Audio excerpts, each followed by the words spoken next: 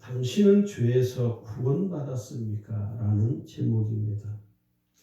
이 설교 제목, 설교 내용은 오늘 말씀은 복음 메시지의 중심 내용이기도 합니다. 처음 예수를 믿으면서 죄의 문제에 대해서 죄에 대한 이야기를 우리가 수없이 듣죠. 우리가 너무 많은 이 설교를 듣다 보면 나의 신앙의 상태, 다시 말해서 내가 구원받은 그리스도인으로 살아가는 데 있어서 우리 스스로가 좀 이렇게 뭐라고 됩니까? 소홀히 하는 것이 있습니다. 그것이 뭐냐면 오늘 이 죄에 대한 문제입니다. 그래서 오늘 설교 제목이 당신은 죄에서 구원받았습니까? 라는 제목의 설교입니다. 저는 이 말씀을 준비하면서 이 말씀은 우리가 주님 앞에 갈 때 만약에 제가 이 세상을 떠난다면 무슨 설교를 할까? 이 세상 떠날 때 마지막 하는 설교를 꼽으라면 저는 이 설교를 꼭 하고 가고 싶어요. 왜냐하면 오늘날 성도들이 죄에 대해서 구원받은 그리스도인임에도 불구하고 죄의 문제를 너무 소홀히 하는 경향이 있어서 오늘 제목을 죄에 대해서 죄에서 구원받았습니까? 말씀을 좀 하려고 합니다. 여러분 다 아는 내용 같지만 오늘 말씀을 좀 잘 들어보시기를 부탁드립니다. 모든 인간은 이 세상에 죄인으로 태어납니다. 그래서 자기 자신이 죄인이라는 사실을 모른 채 일평생 동안 죄인으로 살다가 결국은 멸망에 이르게 된다 하는 것입니다. 그러므로 모든 인간은 이 죄의 문제를 해결해야 멸망에 이르지 않습니다. 근데 죄인된 인간은요, 스스로 자기의 죄의 문제를 해결할 수가 없습니다. 죄의 문제를 해결하고 그 죄에서 벗어나 자유롭게 살려면 구원자이신 예수님을 구주로 반드시 믿어야 합니다. 그래서 이 구원은요, 집단으로 받는 것이 아닙니다. 한 사람이 예수 믿었다고 해서 그 사람의 대표성에 의해서 그 가족 전체가 가족 구성원들이 다 보너스로 구원받는 게 아니에요. 그 한 사람이 예수 믿었다고 해서 그 단체, 그 공동체 전체가 그 사람 때문에 예수 믿는 게 구원받는 게 아닙니다. 우리가 그것을 잘 이해를 하고 계셔야 됩니다. 자, 그러면 죄란 무엇이냐? 이 죄가 무엇인지에 대해서 죄의 실체에 대해서 명확하게 알고 있어야 됩니다. 첫 번째 죄는요, 모든 인간은 죄인이다라고 성경은 기록을 하고 있다는 것입니다. 로마서 오늘 읽은 본문이죠. 3장 23절이죠. 모든 사람이 죄를 범하였음에 하나님의 영광에 이르지 못하더니 모든 사람은 태어날 때부터 죄인으로 태어납니다. 그래서 죄인으로 일평생을 사는 것이죠.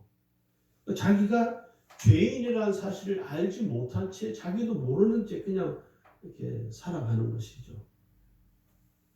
그래서 이 죄라는 것은 어떤 거냐면 죄는요, 구원받은 성도의 삶을 황폐하게 만드는 무서운 전염병과 같은 것입니다. 요즘 코로나가 얼마나 무서운지 여러분 실감하잖아요, 우리가. 그래도 우리나라는 이 관리를 좀 그래도 대체적으로 잘해서 뭐 몇천 명, 몇만 명, 몇십만 명씩 전염이 되지 않지만 여러분 뉴스에서 보는 것처럼 뭐 미국이고 뭐 유럽이고 지금 하루에 확진자가 몇백 명이 아니라 몇천 명씩 나옵니다. 우리나라도 지금 사실 우리나라도 지금 조금 숫자가 계속 올라갑니다. 100명대 올라갔어요. 우리가 정말 주의를 해야 됩니다.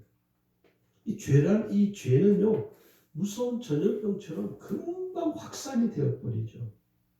죄가 얼마나 끔찍한지 그 실체를 우리가 저는 이 코로나를 보면서 죄가 정말 무서운 것이구나. 코로나가 얼마나 무서운 것인가. 공포를 느낄 정도로 코로나가 무섭습니다. 어떤 분은 그래요. 응? 코로나가 뭐가 무섭냐고. 글쎄요. 그분이 정말 강심장인지 뭘 몰라서 그런지 모르겠지만 여러분 죄라는 건요. 죄를 우리가 너무 가볍게 여기지 말아야 합니다. 죄는요 뭐냐면 인생의 발목을 잡는 덫과 같은 것입니다. 한번 그 덫에 빠지면요. 그 덫에서 헤어나올 수가 없는 것입니다. 제가 참 부끄럽게도 예수를 믿은 지 얼마 안 돼서 교회를 다니니까 직장을 좀 내가 그때 동경하는 마음이 뭐가 있었냐면은 좀 돈을 좀 많이 벌고 싶다. 돈을 좀 더 많이 벌고 싶다라는 욕심이 확 생기더라고요. 그래서 제가 하던 일을 그 직종을 그만두고 다른 일을 이렇게 찾았습니다. 우리 교회에 청년 중에 그분이 지금 그 교회 장로가 되셨는데 그 청년이 저보다 나이가 훨씬 많으니까 제가 형님 하고 있는 분인데 저보고 박예화 씨 혹시 지금 일자리 구하고 있느냐고. 일자리를 구하고 있습니다. 그래서 그분이 소개를 해줘서 간 곳이 어디냐면 익산에 저기 새로 생긴 바가 있어요. 바 아시죠? 술집이에요. 술집. 바텐더. 칵테일 바예요. 그 익산에서 처음 생긴 칵테일 바예요.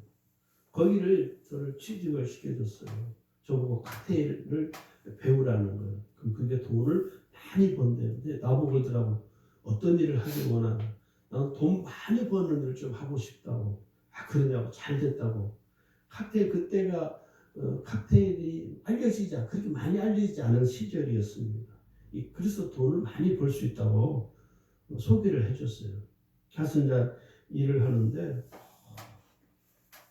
이게 생각하는 만큼 저는 돈만 벌겠다는, 돈을 많이 벌겠다는 욕심에 의해서 거기 가서 일을 하기 시작하는데 못 벌 걸 너무 많이 보는 거예요.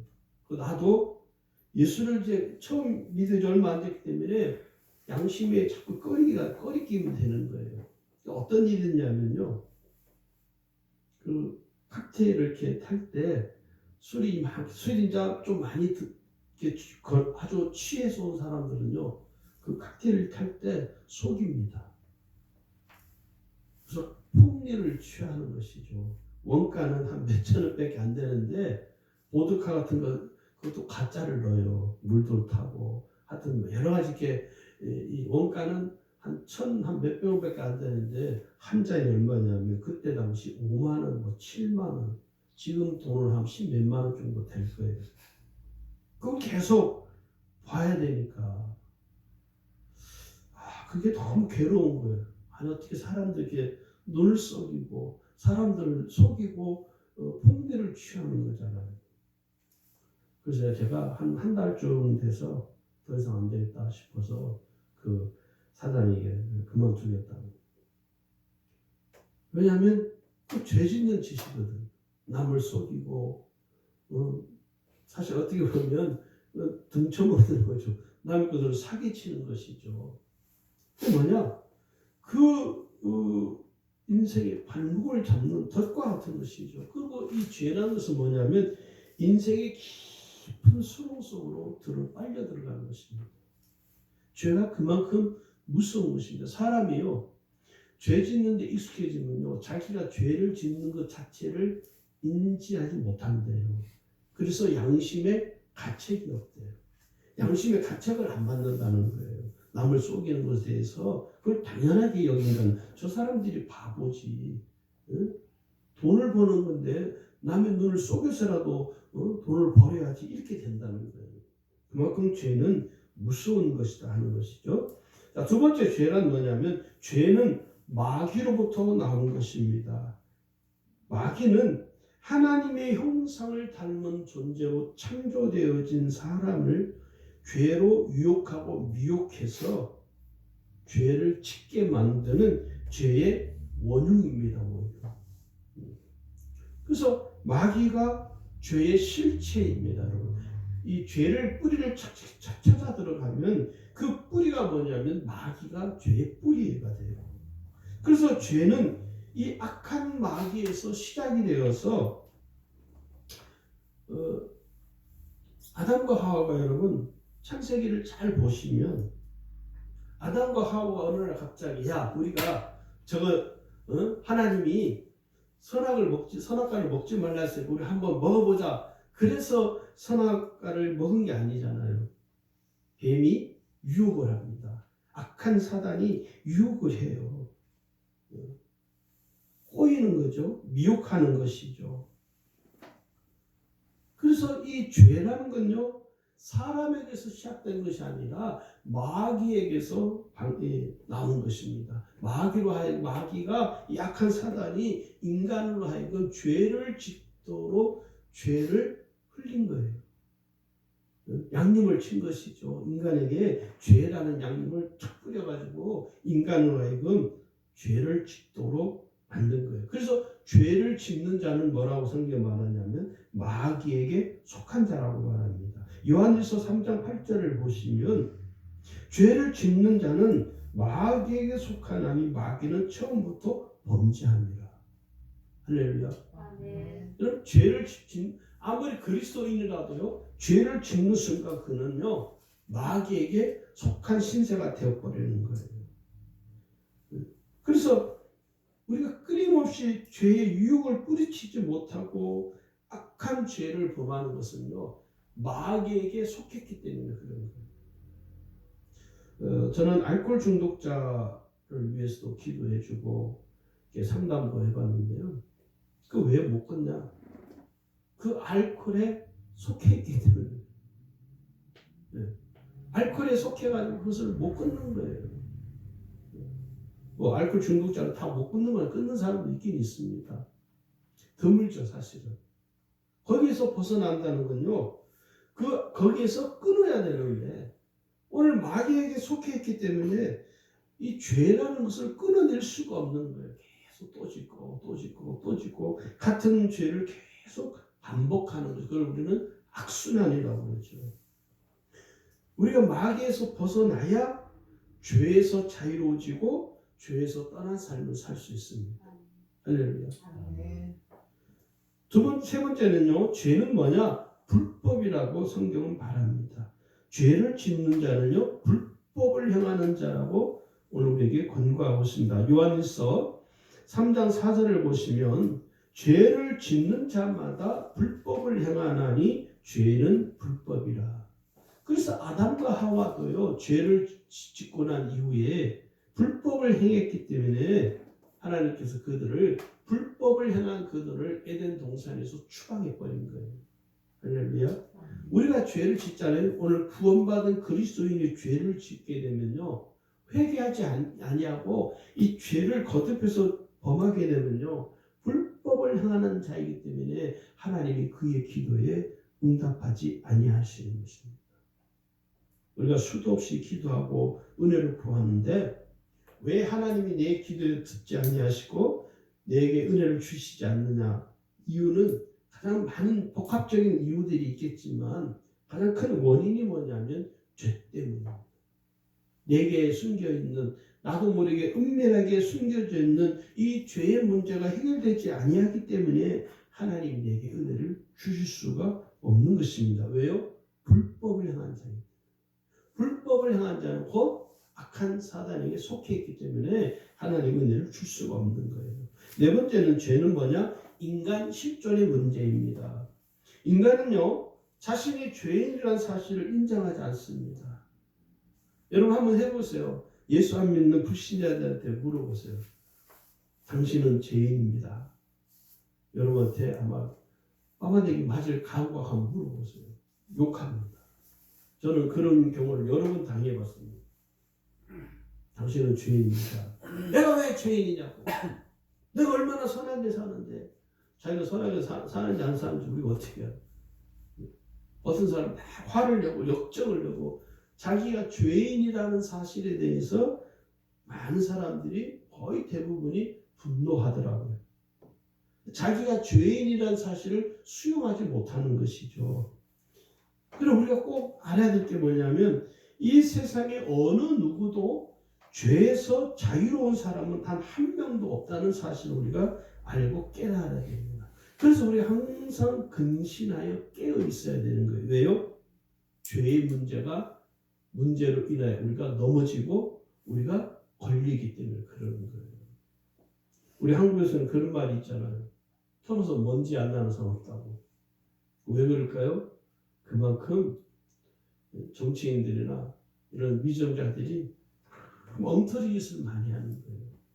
옛날에 지금 뭐 그런 일은 뭐 있을 수도 없죠. 고속도로를 제가 직장 생활하며 처음으로 산 차가 프라이드였습니다. 저희 사무하고 둘이서 프라이드를 타고 88 고속도로를 이렇게 달려갔어요. 그때는 88 고속도로가 편도 1차선만이었습니다. 그러니까 이게 뭐 이쪽 반대편 차선도 하나고 여기도 하나예요. 중앙 분리도 없이 쑥 가는 한 20km 제가 달렸던 것 같아요. 저 반대편에서 경찰차가 와요. 저는 지나가겠지 그렇게 생각하고 가는데 이 경찰차가 유턴을 해서 저를 쫓아와요. 지도 불법을 한 거야. 그죠? 불법을 한 거죠. 경찰차. 나도 불법을 했지만 쫓아와요. 뭐 도망가 120km 정도 뭐 그때는 뭐 차들이 뭐 요즘 나오는 차들처럼 뭐 막 세게 달릴 수 없대요. 차를 이렇게 세웠어요. 그랬더니 형님 어디 바쁘시냐고. 아니 경상도 부산 사람들 이렇게 바쁘냐고. 그게 한 전라도 지역쯤에 가서 걸린 거예요.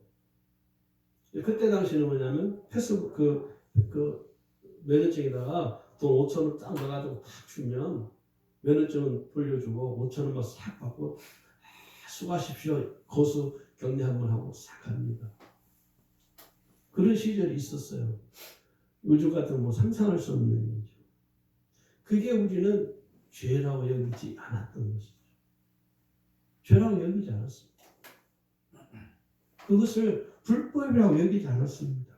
그냥 의뢰인 그렇게 서로 묵인해 주는 불법을 행한 것에 대해서 서로 묵인해 주는 것이죠. 5,000원짜리 다 주고 나면 거수경례 다 하면 아주 씩씩하게 합니다. 수고하십시오 하고 시작해요. 지금은 뭐 그런 일은 있을 수가 없죠. 오늘 내가 나도 모르는 사이에 얼마나 많은 죄를 범하고 사는지 오늘 우리 예수 믿는 우리 자신도요. 나도 모르게 내 스스로가 나도 인지하지 못하는 사이에 우리는 많은 불법을 행하고 살아가고 있다. 많은 죄를 범하고 사는 것이 이게 인간 실존의 문제이기 때문에 그렇다는 것입니다.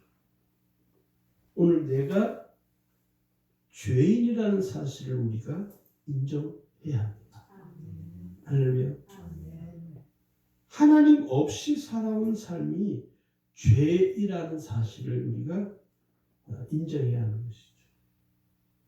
예수 안 믿는 분들, 당신은 죄인입니다. 당신에게는 하나님이 반드시 필요합니다. 예수님을 꼭 믿으셔야 그 죄에서 구원받습니다. 그 죄의 문제를 당신이 힘으로 해결할 수 없습니다. 당신이 꼭 예수님을 믿어야 그 죄에서 벗어날 수 있고 죄를 용서받을 수 있습니다. 사람들이 듣고 내가 왜 죄인이냐고 화를. 어떤 분은요 그 말을 듣고 눈물을 흘리면서 맞다고 내가 어떻게 해야 되나?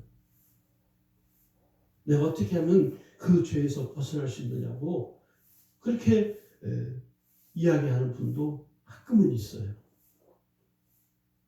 우리가 죄로 인해서 어떤 우리의 삶의 결과를 맞게 되는가를 우리는 너무 잘 알죠. 그래서 이 죄라는 건 여러분 인류 역사에서 가장 추하고 가장 악한 것입니다. 죄로 말미암아 모든 사람들이 삶의 고통을 겪으며 살게 되는 것입니다. 지금 이 코로나도 여러분 인간이 만들어낸 어떤 면에서 보면 결과입니다. 사실 자연에 지금 여러분 북극이고 남극이고 지금 뭐 정상이 아니잖아요. 북극인가요? 거기는 그 뭐죠?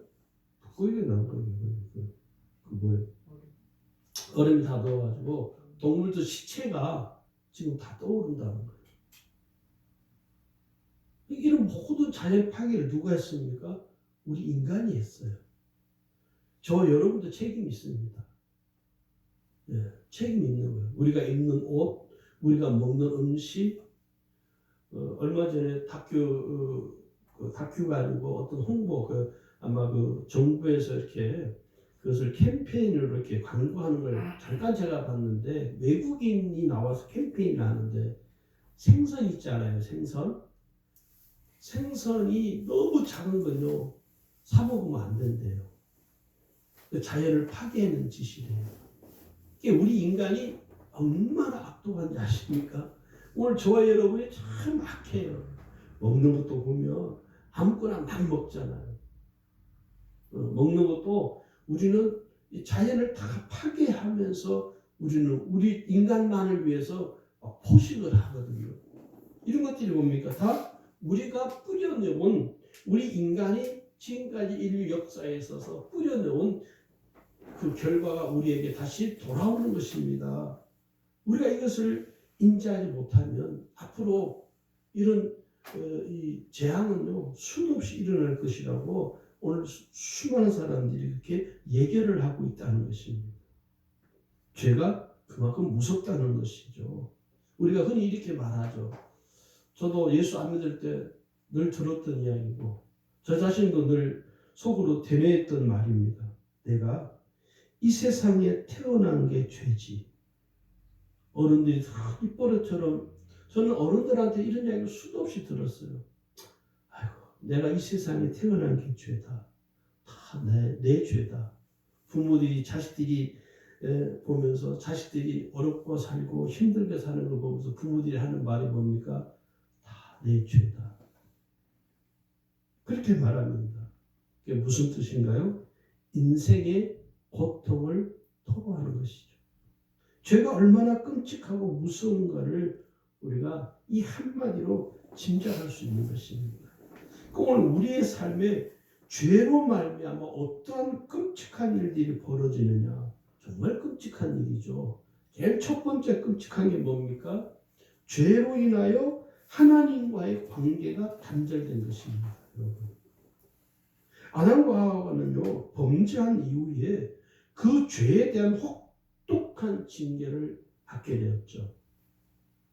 에덴 동산에서 추방당했고, 추방당한 그들은 삶의 고통을 온몸으로 이제 겪어야 하는 것입니다. 땀을 흘려야 되고 잉태하는 고통을 겪어야 되는, 그게 뭡니까? 죄로 인해서 하나님과의 관계가 단절된 인간의 처참한 모습이라는 것이죠. 창세기 3장 16절, 17절, 19절 그렇게 거기 보면 그렇게 말씀해요. 그 말씀을 잘 보시면 인간이 겪어야 될 고통, 인간이 이제 당해야 될, 인간이 흘려야 될 그 수고, 이 모든 것들은 죄를 범한 하나님과의 관계가 단절된 데서 오는 고통인 것입니다. 두 번째는요, 죄는 인생을 멸망으로 몰아갑니다. 죄는 모든 인간을 영원한 멸망에 빠뜨리게 만드는 거예요. 그 멸망의 길이 처음에는 잘 안 보이지 않습니다. 우리가 그러잖아요. 여러분 예수 안 믿으면 지옥 갑니다. 사람들이 뭐라 그래요? 웃기고 있네. 왜요? 지옥의 눈이 안 보이니까. 여러분 그렇잖아요. 지옥의 눈이 안 보이니까 때로는 그런 생각 들어요. 하나님이요, 지옥을 한번 보여줬으면 좋겠다. 그럼 정신이 번쩍 날 거예요. 여러분 포항에 가면 포항제철에 옛날에는 그 TV에 그 자주 나왔잖아요. 용광로가 풀풀 끓는 그 쇳덩어리. 그걸 보면요. 그게 아름답게 보입니까? 좀 무시무시하게 보여요. 끔찍하잖아요. 그 용광로에 여러분 들어가면 그냥 뭐 뼈고 뭐가 없죠. 그냥 흔적도 사라져 버립니다. 지옥이 어떤 곳이냐? 그 용광로보다 더 뜨거운 1000배나 더 뜨거운 곳이 지옥이라는 것이에요. 우리가 그것을 깨달아야 한다는 것입니다. 그 죄를 범하면 멸망의 길이 보이지 않습니다. 왜냐하면 죄는 처음에는요 달콤한 솜사탕처럼 부드럽잖아요. 여러분 남에게 거짓말하고 한번 속여보면요 처음에는 그 아주 스릴이 있어요. 재밌거든요.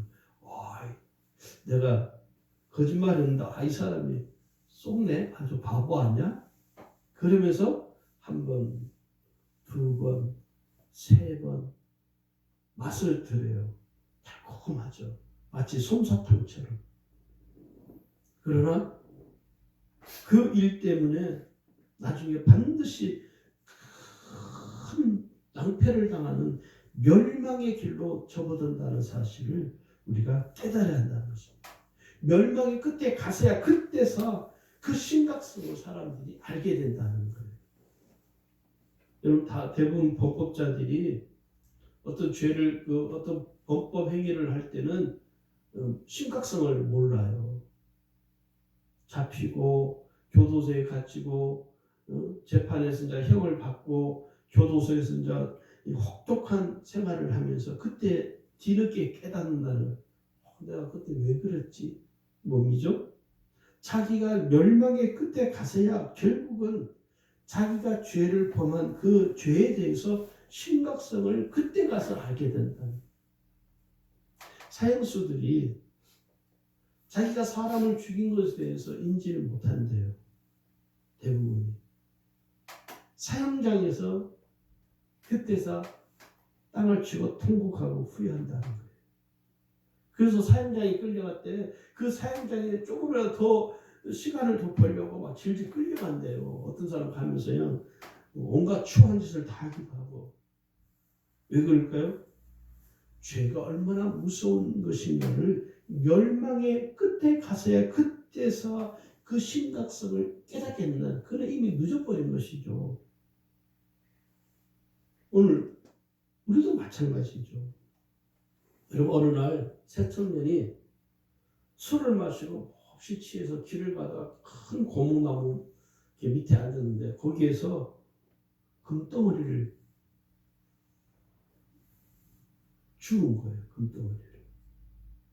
별로 놀라지도 않으시고 나는 금덩어리 하면 이렇게 놀랄 줄 알았더니 요즘 워낙 놀랄 일이 많으니까 금덩어리를 발견해서 이걸 어떻게 할까 서로 좋아하면 어떻게 할 줄 몰라. 그래서 세상에서 우리가 이 금덩어리를 주웠으니까 우리가 파티를 하자. 그래서 나이 제일 어린 사람한테 너가 가서 시내에 가서 술을 사와라 보냈어요. 그리고 이 두 사람이 작당을 하는 거예요. 뭐라냐? 우리가 이 금덩어리를 저놈하고 나누지 말고 너하고 나하고 둘이만 나누자. 저는 술을 사러 갔으니까 술을 사러 올 때 저놈을 내가 뒤에서 몽둥이로 후려칠 테니까 저놈을 내가 죽여버리자. 근데 이 술을 사러 간 나이가 제일 어린 이 청년이 약국에 갔어요. 약국에 가서 우리 집에 쥐가 있는데 쥐 새끼를 잡으려고 하니까 쥐약을 좀 달라고. 그래가지고 그 술병을 3개를 사가지고 술병 2개에다가 이 쥐약을 넣었어요. 하나는 자기가 먹으면 안 취하고. 그래 이제 그 사람이 술을 사가지고 이렇게 왔는데 뒤에서 몽둥이 후려쳐가지고 그 나이 제일 어린 청년이 그 자리에서 직사 죽어버렸어요. 그러니까 두 사람이 박수를 치면서 잘 됐다. 이제 너하고 둘이 이 금을 나눠 갖자. 야 우리 한 잔 마시고 가자.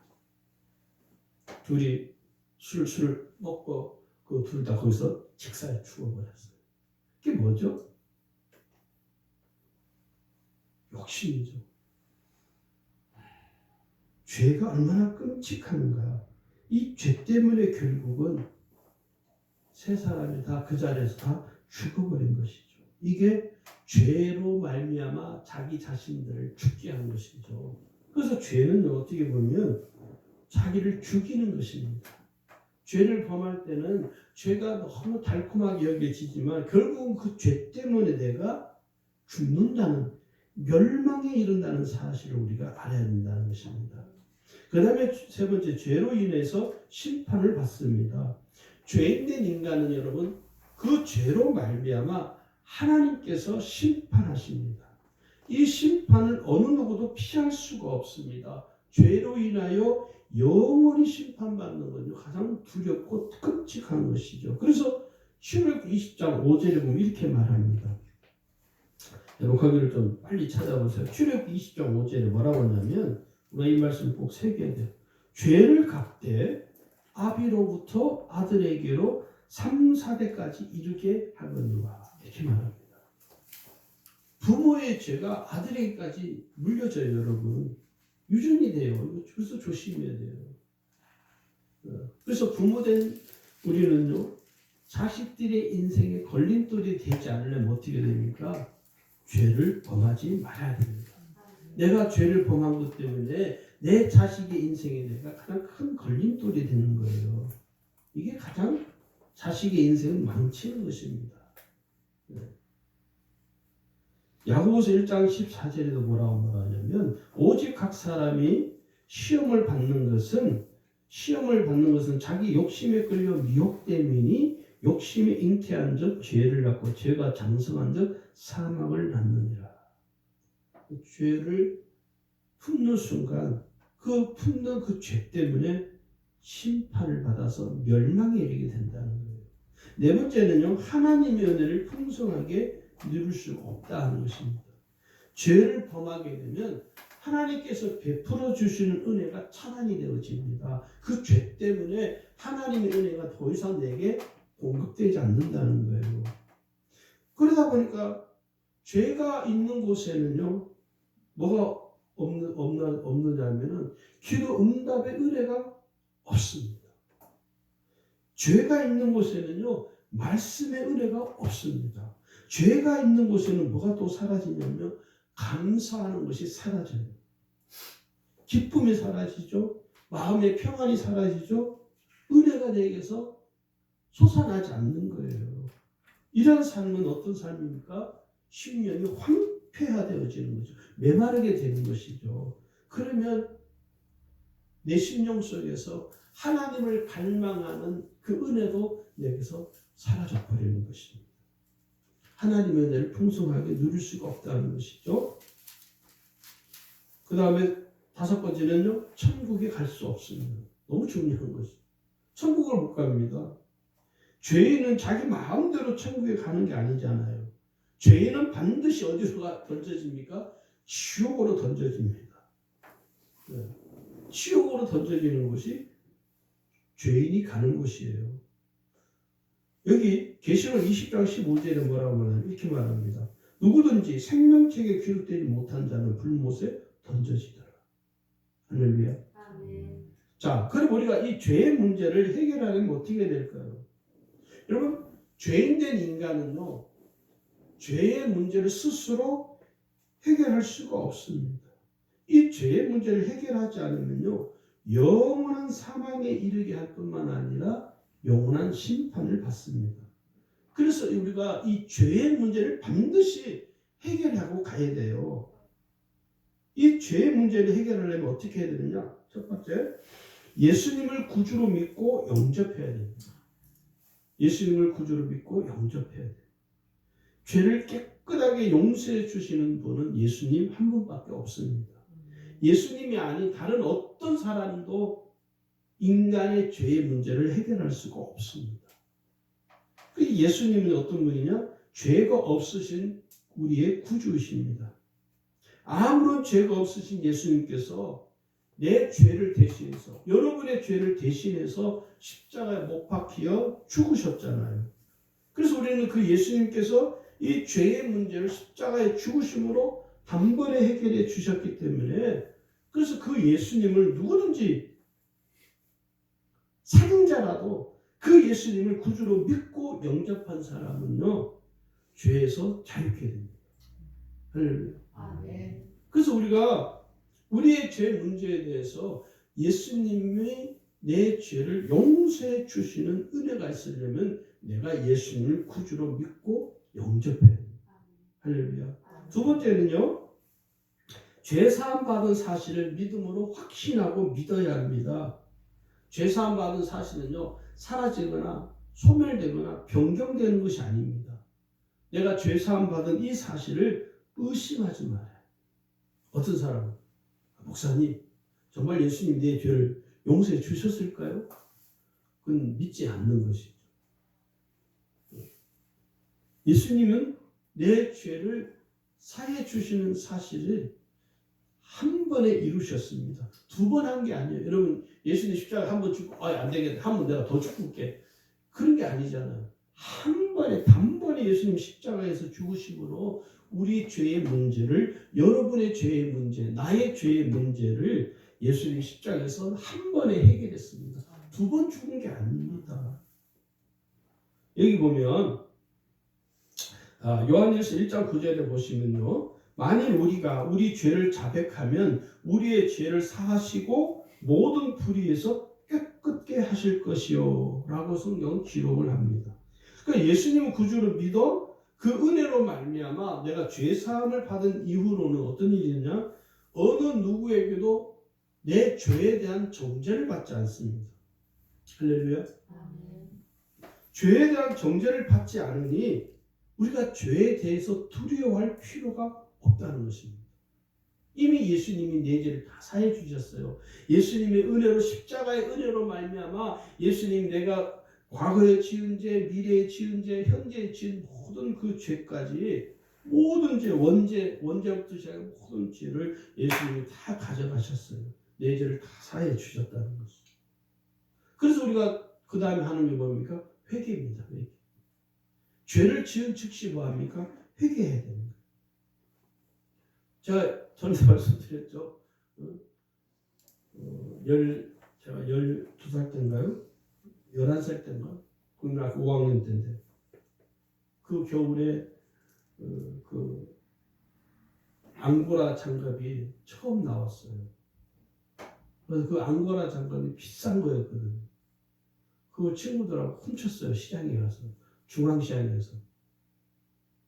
그 나중에 그 예수 믿고 난 다음에 회개했는지. 내가 그 예수 믿고 그 중앙시장을 갔는데 어떤 집인지 알 수가 없는 거예요. 만약에 제가 정말 그 집을 알았더라면 아마 갔을 거예요. 가서 제가 오래전에 한 12, 13년 후니까 찾아가서 무릎 꿇고 제가 여기서 철없던 시절에 장갑을 훔쳤습니다. 용서해 주세요. 일부러 찾아갔어요. 근데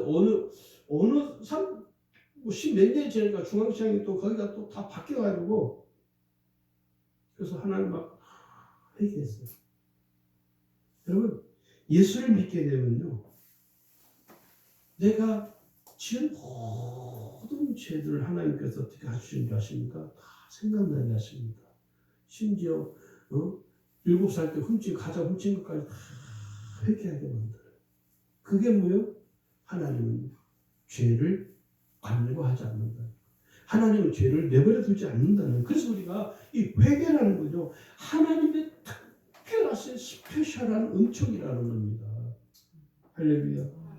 이사야 55장 6절 7절에 보니까요. 너희는 여호와를 만날 만한 때에 찾으라. 가까이 계실 때 그를 부르라. 악인은 그 길을 불의한 자는 그 생각을 버리고 여호와께로 돌아오라. 그리하면 그가 긍휼히 여기시리라. 우리 하나님께로 나오라. 그가 널리 용서하시리라. 할렐루야. 하나님은요, 죄를 범하고 그 죄를 그대로 방치하는 자를 하나님은 좋아하지 아니하시고 그 죄를 지었을지라도 하나님 앞에 회개하는 자를 하나님 그 죄를 사해 주십니다. 할렐루야. 그 다음에 네 번째는요, 자신의 연약함을 인정하고 성령의 도우심과 인도하심을 받아야 됩니다. 내가 얼마나 연약한 존재인가를 인정해야 돼요. 어떤 분들 보면 자기는 괜찮다는 거예요. 믿음이 좋은 것 같은데 굉장히 교만하죠. 정말 여러분 겸손한 사람은요 자기의 부족함을 더 아는 사람. 그래서 하나님께 하나님 제가 부족한 거 아시죠? 저를 도와주세요. 그렇지 못한 사람은요 사람들 앞에서도 얼마나 큰 소리 치는지 몰라요. 큰 소리 치고 자신 있다고 왜 그러냐고 그냥 하자고 그 믿음이 좋은 것 같지만 믿음하고는 상관이 없습니다. 정말 자기의 연약함을 인정하는 사람만이 성령의 도우심과 인도하심을 받을 수 있습니다. 여러분 연약하십니까? 여러분 똑똑하십니까? 여러분 강하십니까? 여러분 가장 지혜로운 사람 어떤 사람이냐? 나의 연약함을 내가 고백하고 인정하는 사람이에요. 그 사람만이 성령의 도우심과 인도하심을 받을 수 있습니다. 성령의 인도하심을 받으려는 성도에게는요 성령께서는 항상 도와주십니다. 항상 인도해 주세요. 로마서 8장 26절을 보면 성령도 우리 연약함을 도우시나니 우리가 마땅히 빌 바를 알지 못하나 오직 성령이 말할 수 없는 탄식으로 우리를 위하여 친히 간구하시느니라. 자기의 연약함을 인정하고 자기 연약함을 아는 사람은요 성령의 도움을 받을 수 있습니다. 오늘 저와 여러분이 죄에서 떠나서 죄에서는 영원히 멀어지고 성령과 더 가까워지는 그러한 삶이 되기를 주의 이름으로 축원합니다.